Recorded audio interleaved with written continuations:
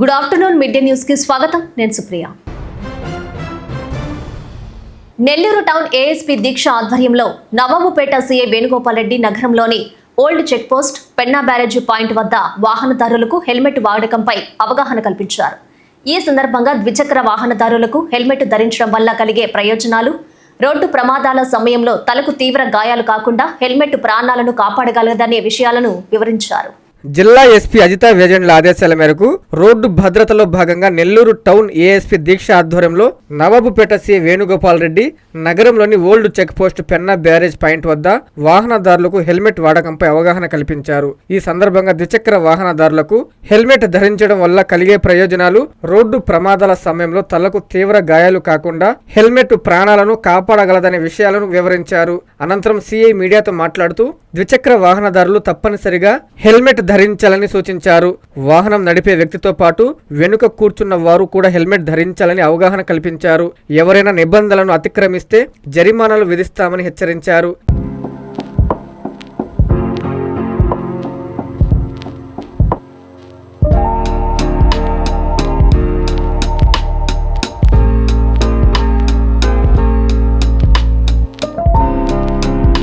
అందరికీ నమస్కారం.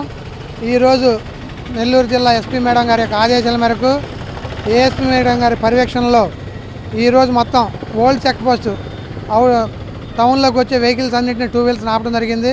దాదాపు సుమారు ఒక 300 వెహికల్స్ని ఆపేసి అవేర్నెస్ కల్పించడం జరిగింది. దేని మీద అనగా హెల్మెట్ నో ఎంట్రీ అనే కాన్సెప్ట్తో నెల్లూరులో మొత్తం 6 సెంటర్లో జరుగుతూ ఉంది. చింతారెడ్డిపాలెం, భుజ్ముజ్ నెల్లూరు, కేవీఆర్ పెట్రోల్ బంకు, ఇంకా మిగతా 4 సార్ల మొత్తం 6 సార్ల జరుగుతుంది. టౌన్లో కూడా అంతా ఒకేసారి హైవే నుంచి టౌన్లోకి నో ఎంట్రీ. ఒక 3 రోజులు ఈ విధంగా అవేర్నెస్ కల్పించాం. ఎవరు కూడా ఫైన్ వేయం, వాళ్ళకి ఎడ్యుకేట్ చేస్తాం. దాని తర్వాత 3-4 రోజుల తర్వాత ఆఫీసర్ల ఉత్తర్వుల మేరకు ఫైన్లు కూడా భారీ ఎత్తున వేయడం జరుగుతుంది. కాబట్టి వాళ్ళందరికీ కూడా హెల్మెట్ యొక్క ప్రాధాన్యత, ఆ హెల్మెట్ ఉంటే యాక్సిడెంట్లు ఎలా జరగవు, జరిగితే ఎలా మనం సేవ్ అవ్వచ్చు అనే దాని గురించి, వాళ్ళ కుటుంబం హెల్మెట్ పెట్టుకుంటే కుటుంబం ఎలా భద్రత ఉంటుంది, ఇవన్నీ కూడా ప్రజలకు తెలియపరచడం జరిగింది. అక్రమ సంబంధానికి అడ్డుగా ఉన్నాడనే కారణంతో భార్య తన ప్రియుడితో కలిసి భర్తను కిరాతకంగా హత్య చేసిన ఘటన కోట పోలీస్ స్టేషన్ పరిధిలో వెలుగు చూసింది. ఈ కేసును వేగవంతంగా ఛేదించిన కోట పోలీసులు నిందితులిద్దరిని అరెస్టు చేసి రిమాండ్కు తరలించారు. వివాహేతర సంబంధానికి అడ్డుగా ఉన్నాడనే కారణంతో భార్య తన ప్రియుడితో కలిసి భర్తను కిరాతంగా హత్య చేసిన ఘటన కోట పోలీస్ స్టేషన్ పరిధిలో వెలుగు చూసింది. ఈ కేసును వేగవంతంగా ఛేదించిన కోట పోలీసులు నిందితులిద్దరిని అరెస్టు చేసి రిమాండ్కు తరలించారు.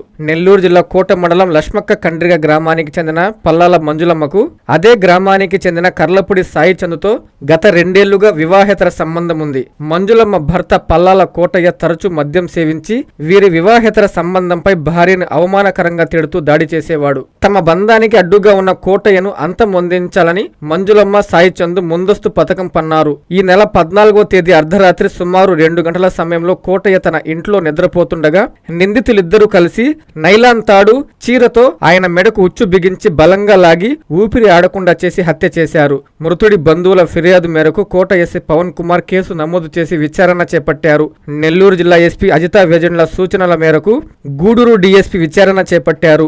గూడూరు అర్బన్ సీఐ మాలకొండయ్య, కోట ఎస్ఐ పవన్ కుమార్ ప్రత్యేక బృందాలుగా ఏర్పడి నిందితులను అరెస్టు చేశారు. అనంతరం వారిని కోర్టులో హాజరుపరిచి రిమాండ్కు తరలించారు.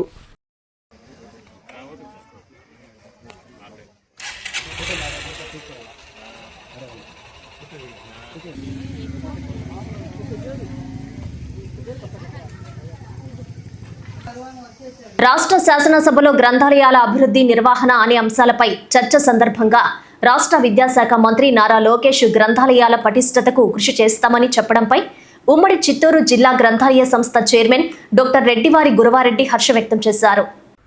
రాష్ట్ర శాసనసభలో గ్రంథాలయ అభివృద్ధి, నిర్వహణ అనే అంశాలపై చర్చ సందర్భంగా రాష్ట్ర విద్యాశాఖ మంత్రి నారా లోకేష్ గ్రంథాలయాల పటిష్టతకు కృషి చేస్తామని చెప్పడంపై ఉమ్మడి చిత్తూరు జిల్లా గ్రంథాలయ సంస్థ చైర్మన్ డాక్టర్ రెడ్డివారి గురవారెడ్డి హర్షం వ్యక్తం చేశారు.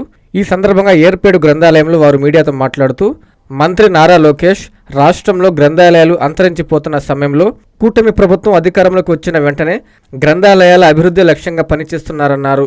మంగళగిరి లైబ్రరీని డిజిటల్ లైబ్రరీగా మార్చి ఈరోజు 200-300 మంది విద్యార్థులు కాంపిటేటివ్ ఎగ్జామ్ ప్రిపేర్ అవుతున్నారనే విషయాన్ని లోకేష్ శాసనసభ వేదికగా తెలియజేశారన్నారు. రాష్ట్రంలో గ్రంథాలయాల మౌలిక వసతులు కల్పించాలని, దానికి వచ్చేటటువంటి చెస్ వసూళ్లు అన్ని కూడా గ్రంథాలయాల అకౌంట్కే జమ అయ్యే విధంగా సీఎం చంద్రబాబు దృష్టికి తీసుకెళ్లి ఆర్థిక మంత్రి ద్వారా కూడా చెస్ వసూలు గ్రంథాలయ అకౌంట్కి జమ అయ్యే విధంగా నిర్ణయం తీసుకున్నామని వారు శాసనసభ సాక్షిగా తెలియజేయడం స్వాగతిస్తున్నామంటూ ఈ సందర్భంగా గురువారెడ్డి అన్నారు. అందరికీ నమస్కారం. ముఖ్యంగా గౌరవ రాష్ట్ర విద్యాశాఖ మాత్యులు మరియు గ్రంథాలయ శాఖ, అదేవిధంగా ఐటీ శాఖ యువనేత ఆదర్శప్రాయులైనటువంటి శ్రీ నారా లోకేష్ గారు ఈరోజు శాసనసభలో గ్రంథాలయాల మీద ప్రత్యేక చర్చ సందర్భంగా వారు చెప్పినటువంటి గ్రంథాలయాల అభివృద్ధికి ఏ విధంగా దోహదపడుతుందో, కూటమి ప్రభుత్వం ఏ విధంగా అభివృద్ధికి నిధుల్ని ఏ విధంగా సమకూర్చాలనో, ఏ విధమైన వారి ఆలోచనల్ని వారు చెప్పినటువంటి విధానాన్ని మరి ఈరోజు గ్రంథాలయ ఉమ్మడి చిత్తూరు జిల్లా సంస్థ అధ్యక్షుడిగా స్వాగతిస్తున్నాం, హర్షం వ్యక్తం చేస్తున్నాం. వారు మాట్లాడుతూ గ్రంథాలయాలు అనేటివి చాలా ముఖ్యమైన అంశం. మరి గ్రంథాలయాలు అంతరించబోతున్న సమయంలో మా కూటమి ప్రభుత్వం అధికారంలోకి వచ్చిన వెంటనే మరి ఏ విధంగా అభివృద్ధి చేస్తూ ఉందనే విషయాన్ని వారు కూలంకుషంగా సభ్యులకి, రాష్ట్ర ప్రజలకు శాసనసభ సాక్షిగా, శాసనసభ వేదికగా వారు తెలియపరచడం జరిగింది. మరి వారు మాట్లాడుతూ మరి వారు యొక్క డిజిటలైజేషన్ మంగళగిరి గ్రంథాలయాన్ని ఏ విధంగా చేశాం, అక్కడ సుమారు రాత్రి 8 గంటలప్పుడు కూడా 200-300 మంది పిల్లలు అక్కడ చదువుకొని కాంపిటేటివ్ ఎగ్జామ్స్కి ప్రిపేర్ అవుతున్నారనే విషయాన్ని తెలియపరచడం జరిగింది. మరి తిరుపతి, మదనపల్లి, అదేవిధంగా పలమనేరును మరో సంవత్సరం దాటితే నా పాదయాత్ర స్టార్ట్ కాబోతుందని వైఎస్ఆర్ కాంగ్రెస్ పార్టీ అధినేత మాజీ సీఎం వైఎస్ జగన్మోహన్ రెడ్డి స్పష్టం చేశారు. ఇప్పటికే కూటమి ప్రభుత్వంపై ప్రజల్లో వ్యతిరేకత మొదలైందని ఎద్దేవా చేశారు. వైసీపీ, టీడీపీకి ఇది తేడా అని గుర్తు చేశారు. తాడేపల్లిలోని క్యాంపు కార్యాలయంలో వైఎస్ఆర్ కాంగ్రెస్ పార్టీ అధినేత మాజీ CM YS Jaganmohan Reddy party కేడర్తో సమావేశమై పలు విషయాలు మాట్లాడారు. స్నేహితులకు అందరికీ కూడా హృదయపూర్వకంగా వెల్కమ్ చెప్తా ఉన్నాను. మీ అందరికీ కూడా కనిపిస్తూ ఉన్న విషయమే, ఎన్నికలు జరిగి చూస్తూ ఉండగానే 3వ సంవత్సరంలోకి కూడా ఎంటర్ అయిపోయినాం. ఇక కళ్ళు మూసుకొని కళ్ళు తెరిచేసరికి ఇంకొక సంవత్సరం దాటితే ఆ తర్వాత ఎలాగో నా పాదయాత్ర కూడా స్టార్ట్ అయిపోతుంది. కళ్ళు మూసుకొని కళ్ళు తెరిచేసరికి ఈ 2 ఏళ్ళు కూడా ముగిసిపోతాయి. చూస్తా 3వ ఏడాది కూడా వేగంగా గడిచిపోతా ఉన్న పరిస్థితులు కూడా చూస్తూ ఉన్నాం. ఈ క్రమంలో ప్రతి ఇంట్లో కూడా ఇప్పటికే చర్చ మొదలైంది. మామూలుగా 2 సంవత్సరాలు పూర్తయిపోయి 3వ సంవత్సరం నడుస్తూ ఉన్నప్పుడు ఏ పార్టీకైనా కూడా, ఏ ప్రభుత్వానికైనా కూడా యాంటీ ఇన్కంబెన్సీ అన్నది మామూలుగా ఈ స్థాయిలో ఏదన్నా ఉంటే ఉంటుంది. బాగా చేస్తే అసలు మామూలుగా అయితే మనలాంటి పాలన చేస్తే అసలు ఉండకూడదు. కానీ చంద్రబాబు నాయుడు గారు లాంటి పాలన చూసినప్పుడు మాత్రం మామూలుగా అయితే ఈ స్థాయిలో ఎక్కడన్నా ఉండేదాన్ని ఈ స్థాయిలో ఇప్పటికే కనిపిస్తూ ఉంది. ప్రభుత్వం మీద వ్యతిరేకత ప్రతి ఇంట్లో కూడా ఈరోజు చర్చ జరుగుతూ ఉంది. 5 సంవత్సరాల మన పాలనను ఈరోజు కంపేర్ చేస్తూ ఉన్నారు. చంద్రబాబు నాయుడు గారి ఈ 3 సంవత్సరాల ఈ పరిపాలనకు సంబంధించిన పరిపాలనతో మన పాలనకు చంద్రబాబు నాయుడు గారి పాలనకు మధ్య తేడా చూస్తూ ఉన్నారు. గవర్నెన్స్ చూస్తే అక్కడ జగన్ ఉన్నాడు, వైఎస్ఆర్ కాంగ్రెస్ పార్టీ ఉంది. ఇక్కడ చంద్రబాబు నాయుడు ఉన్నాడు, వెన్నుపోటు పార్టీ ఉంది. తేడా అల్లా కేవలం ఒక మనిషే. కానీ పరిపాలన చూస్తే ఆ రోజు మన 5 సంవత్సరాల పాలనలో ఈరోజు ప్రతి ఇంట్లో కూడా చర్చ జరిగేది ఏమిటి అనంటే, జగన్ ఎలా చేయగలిగాడు, చంద్రబాబు నాయుడు గారి పాలనలో ఎందుకు జరగడం లేదు అన్న చర్చ ప్రతి ఇంట్లో కూడా జరుగుతూ ఉంది. మన పాలనలో ఈ రోజుకి కూడా ఒక కార్యకర్తగా సగర్వంగా ప్రతి ఇంటికి మనం పోగలుగుతాం, చిరునవ్వుతో పోగలుగుతాం. మన ఎన్నికల మేనిఫెస్టో 99% పూర్తి చేసిన ఏకైక పార్టీ ఏదైనా ఎప్పుడైనా ఈ రాష్ట్రంలో ఉంది, దేశంలో కూడా బహుశా ఎక్కడైనా ఉంది అని అంటే అది వైఎస్ఆర్ కాంగ్రెస్ పార్టీ అని.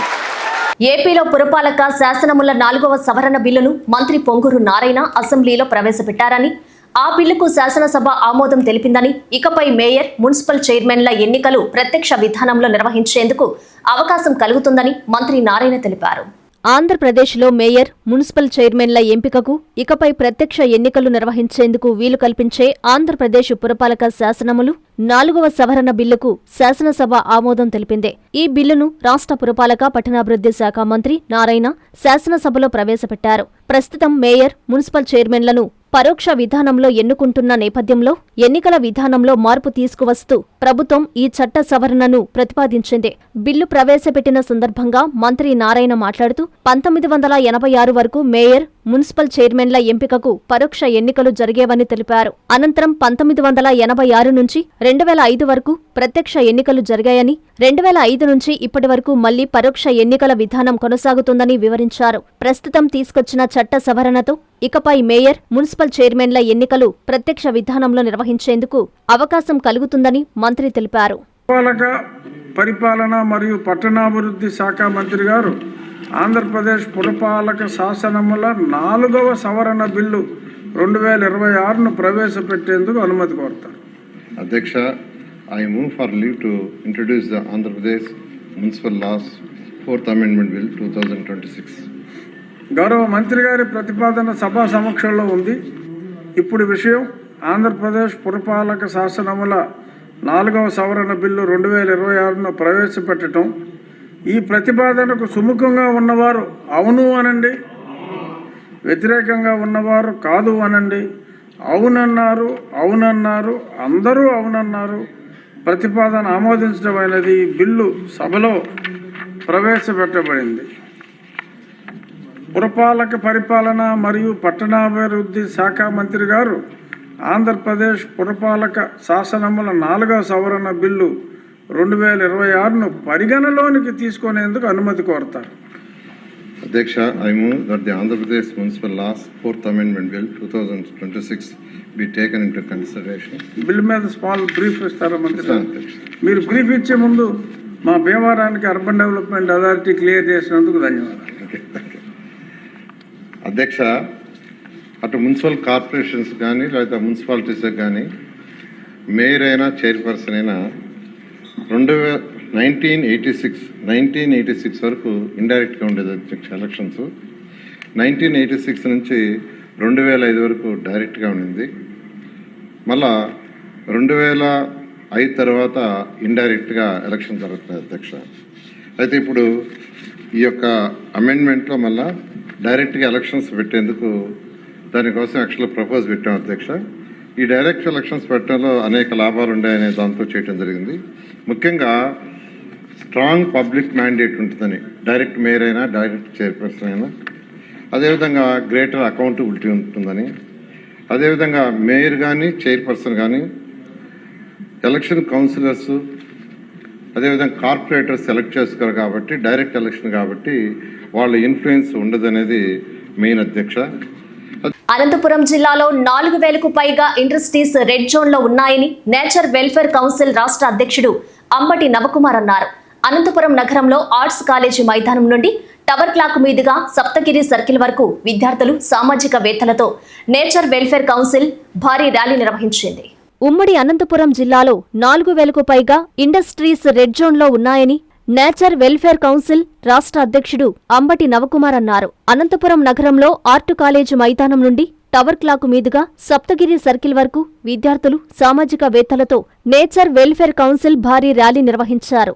నేచర్ వెల్ఫేర్ కౌన్సిల్ రాష్ట్ర అధ్యక్షుడు మీడియాతో మాట్లాడుతూ రాష్ట్రంలో 5 కోట్ల మంది ప్రజలకు ఒక వ్యక్తికి ఒక మొక్క అందించే కార్యక్రమం చేపట్టడం జరిగిందని అన్నారు.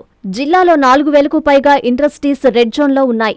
వారంతా గ్రీన్ వెల్ఫేర్ కి సహకరించాలని కోరారు. రాష్ట్రంలో ఉన్న అన్ని గ్రామాల్లో మినీ ఫారెస్ట్ డెవలప్మెంట్ కోసం ల్యాండ్ ఇవ్వాలని ప్రభుత్వాన్ని కోరడం జరిగిందని అన్నారు. అలాగే ప్రతి గ్రామానికి 5,000 మొక్కలు ఇవ్వడానికి సిద్ధంగా ఉన్నామని అన్నారు. ఇండస్ట్రీస్ గ్రీన్ వెల్ఫేర్ సొసైటీకి సహకరించకపోతే నేచర్ వెల్ఫేర్ కౌన్సిల్ ప్రకృతి పర్యావరణం తరపు నుంచి భవిష్యత్తులో పెద్ద ఎత్తున ఉద్యమం చేపడతామని హెచ్చరించారు.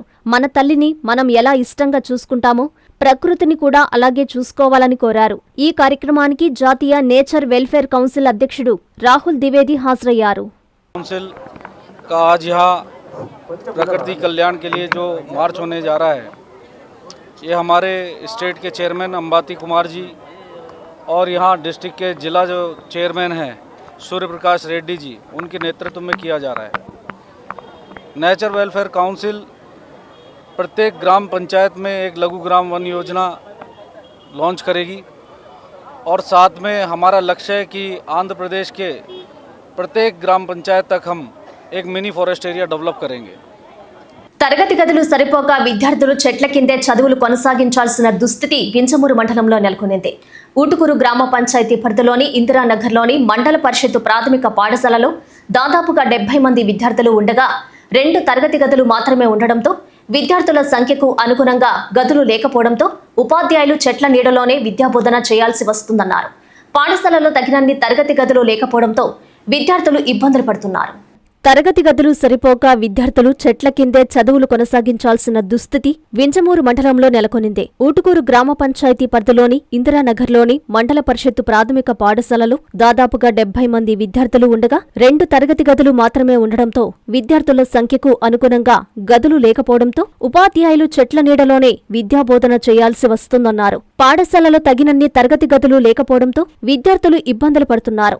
ఎండా వర్షం సమయంలో మరింత అవస్థలు ఎదురవుతున్నాయని తల్లిదండ్రులు ఆందోళన వ్యక్తం చేస్తున్నారు. చిన్నారులకు సౌకర్యవంతమైన వాతావరణంలో విద్య అందించాల్సిన పాఠశాలలో చెట్ల కింద తరగతులు నిర్వహించడం పట్ల వారు అసంతృప్తి వ్యక్తం చేస్తున్నారు. తక్షణమే అదనపు తరగతి గదులు ఏర్పాటు చేసి విద్యార్థుల సమస్యను పరిష్కరించాలని తల్లిదండ్రులు, గ్రామస్తులు అధికారులను కోరుతున్నారు. నెల్లూరు నగరంలోని ప్రభుత్వ జిల్లా వైద్యశాలలో జూనియర్ డాక్టర్స్ సమ్మె 9వ రోజుకు చేరుకుంది. ఆంధ్రప్రదేశ్ జూనియర్స్ డాక్టర్స్ అసోసియేషన్ మా స్టైఫండ్స్ మా హక్కు అంటూ నినాదాలు చేశారు. ఈ సందర్భంగా పలువురు జూనియర్ డాక్టర్స్ మాట్లాడుతూ గత వారంలో హెల్త్ సెక్రటరీని కలవడం జరిగిందని, స్టైఫండ్స్ 3% కంటే ఎక్కువ ఇవ్వడం జరగదు అని తెలిపారని అన్నారు. హెల్త్ సెక్రటరీ జూనియర్ డాక్టర్స్ ని అవమానకరంగా మాట్లాడడం జరిగిందన్నారు. జూనియర్ డాక్టర్స్ డిమాండ్స్ నెరవేర్చే వరకు సమ్మె జరుగుతుందని వారు తెలిపారు. నెల్లూరు నగరంలోని ప్రభుత్వ జిల్లా వైద్యశాలలో జూనియర్ డాక్టర్స్ సమ్మె 9వ రోజుకు చేరుకుంది. ఆంధ్రప్రదేశ్ జూనియర్ డాక్టర్స్ అసోసియేషన్ మా స్టైఫండ్స్ మా హక్కు అంటూ నినాదాలు చేశారు. ఈ సందర్భంగా పలువురు జూనియర్ డాక్టర్లు మాట్లాడుతూ గత వారంలో హెల్త్ సెక్రటరీని కలవడం జరిగిందని, స్టైఫండ్స్ 3% కంటే ఎక్కువ ఇవ్వడం జరగదని తెలిపారని అన్నారు. హెల్త్ సెక్రటరీ జూనియర్ డాక్టర్స్ ని అవమానకరంగా మాట్లాడడం జరిగిందన్నారు. జూనియర్ డాక్టర్స్ డిమాండ్స్ నెరవేర్చే వరకు సమ్మె జరుగుతుందని వారు తెలిపారు. సో మీడియా మిత్రులందరికీ నమస్కారం. నా పేరు రవితేజ. నేను ACSR government medical college Nellore తరపున ఏసీఎస్ఆర్ జుడాలో ట్రెజరర్ని. సో మేము ఈ స్ట్రైక్ అనేది ఈ రోజు 9వ రోజు. మేము స్ట్రైక్ అనేది పోయిన వారం సోమవారం నుంచి స్టార్ట్ చేయడం జరిగింది.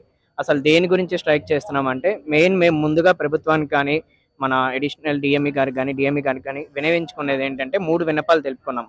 ఒకటి ఏమనగా స్టైపెండ్ హైక్ అనేది.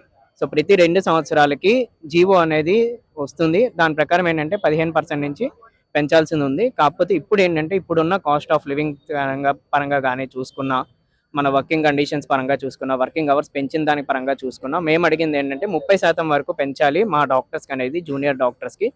దాని పరంగా మాకు ఏంటంటే లాభము పెద్దగా లాభం అనేది కాకుండా మాకేంటంటే ఉన్నదానికి సరిపడంత వస్తుంది అనే దాని గురించి మేము వినవించుకున్నాం. సో దాని గురించి ఏమనగా ఏంటంటే జనవరి 1 నుంచి మేము ప్రతి నెల ఇస్తూనే ఉన్నాం, మాకు పెంచాల్సింది ఉంది అని నోటిఫికేషన్ ఇస్తూనే ఉన్నాం. కానీ దాన్ని వాళ్ళు పట్టించుకోలేదు. పోయినసారి ఆగస్ట్ నుంచి స్టార్ట్ చేద్దాం అనుకున్న టైంలో కూడా వాళ్ళు ఏంటంటే లిఖితపూర్వకంగా మాకేమీ రాసి ఇవ్వలేదు.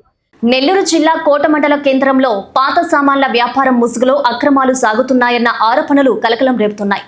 పట్టణంలో సుమారు 10కి పైగా ఉన్న పాత సామాన్ల దుకాణాల్లో కొన్ని చోట్ల దొంగతనాలకు గురైన వస్తువులు యథేచ్ఛగా కొనుగోలు చేస్తున్నారన్న విమర్శలు వినిపిస్తున్నాయి. ముఖ్యంగా రైతుల పొలాల్లోని విద్యుత్ మోటార్లు, స్టార్టర్లు, రాగి తీగలు, ఇత్తడి భాగాలను దొంగలు అపహరించి ముక్కలు చేసి స్క్రాప్ దుకాణాలకు చేరుస్తున్నారన్న ఆరోపణలు ఉన్నాయి. నెల్లూరు జిల్లా కోట మండల కేంద్రంలో పాత సామాన్ల వ్యాపారం ముసుగులో అక్రమాలు సాగుతున్నాయన్న ఆరోపణలు కలకలం రేపుతున్నాయి. పట్టణంలో సుమారు 10కి పైగా ఉన్న పాత సామాన్ల దుకాణాల్లో కొన్ని చోట్ల దొంగతనాలకు గురైన వస్తువులు యథేచ్ఛగా కొనుగోలు చేస్తున్నారన్న విమర్శలు వినిపిస్తున్నాయి. ముఖ్యంగా రైతుల పొలాల్లోని విద్యుత్ మోటార్లు, స్టార్టర్లు, రాగి తీగలు, ఇత్తడి భాగాలను దొంగలు అపహరించి ముక్కలు చేసి స్క్రాప్ దుకాణాలకు చేరుస్తున్నారన్న ఆరోపణలు ఉన్నాయి. ప్రభుత్వానికి చెందిన విద్యుత్ తీగలను సైతం కట్ చేసి కిలోల లెక్కన విక్రయిస్తున్నారన్న సమాచారం ఆందోళన కలిగిస్తోంది. రోడ్డు పనులు, భవన నిర్మాణాలు, బ్రిడ్జి నిర్మాణాల వద్ద చోరీ చేసిన వస్తువుల మూలాలు తెలుసుకోవలసిన వ్యాపారులు తక్కువ ధరకు కొనుగోలు చేస్తున్నారన్న ఆరోపణలు నిజమైతే ఈ వ్యవహారం దొంగలకు ప్రత్యక్షంగా అండగా నిలిచినట్టేనని స్థానికులు అభిప్రాయపడుతున్నారు. ఇక పాత వాహనాల కొనుగోలు విక్రయాల్లోనూ నిబంధనలు గాలికొదిలేస్తున్నారన్న ఆరోపణలు ఉన్నాయి. బైక్ నుంచి భారీ వాహనాల వరకు సరైన పత్రాలు పరిశీలించకుండానే కొనుగోలు చేసి విడిభాగాలుగా మార్చి విక్రయిస్తున్నారన్న విమర్శలు వినిపిస్తున్నాయి. దీంతో చోరీకి గురైన వాహనాలను సైతం సులభంగా మాయం చేసే మార్గంగా స్క్రాప్ దుకాణాలు మారుతున్నాయన్న అనుమానాలు వ్యక్తమవుతున్నాయి. ఇంత జరుగుతున్నా తూనికలు, కొలతల శాఖ, కార్మిక శాఖ క్షేత్రస్థాయిలో తనిఖీలు చేపట్టకపోవడం, పోలీసు నిఘా కొరవడడంపై ప్రజలు ప్రశ్నిస్తున్నారు. నిబంధనలను ఉల్లంఘిస్తున్న దుకాణాలపై అధికారులు ఎందుకు దృష్టి పెట్టడం లేదనే ప్రశ్నకు సమాధానం కావాలని కోరుతున్నారు. కోటలోని పాత సామాన్ల దుకాణాలపై సమగ్ర తనిఖీలు నిర్వహించి అసలు నిజాలను వెలుగులోకి తీసుకురావాలని ప్రజలు డిమాండ్ చేస్తున్నారు. ఇప్పటికైనా అధికారులు నిమ్మకు నీరెత్తినట్లు వ్యవహరించకుండా కదిలి కోటలో పాత సామాన్ల వ్యాపారం వెనుక దాగి ఉన్న అక్రమాలపై ఉక్కుపాదం మోపాలని ప్రజలు కోరుతున్నారు.